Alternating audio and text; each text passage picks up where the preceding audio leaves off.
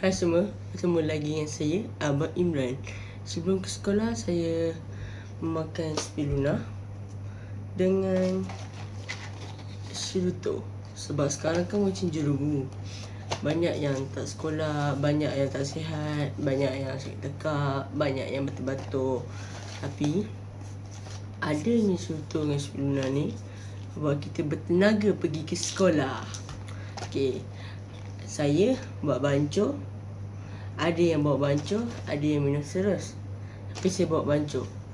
Okey, jom kita minum. Bismillahirrahmanirrahim.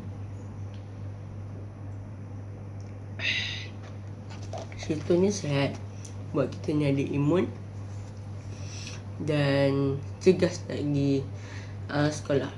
Kalau kita ada sakit ke, batuk ke, sesama ke, tak sihat ke, siruto ni memang perfect.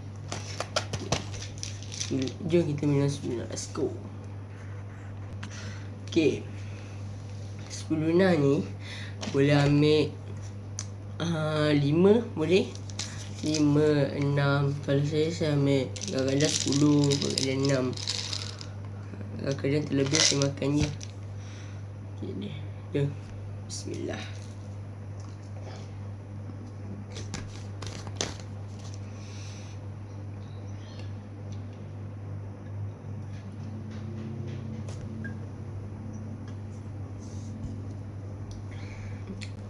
Spirulina ni bagus untuk orang tak makan sayur, dan sama juga untuk membagi imun.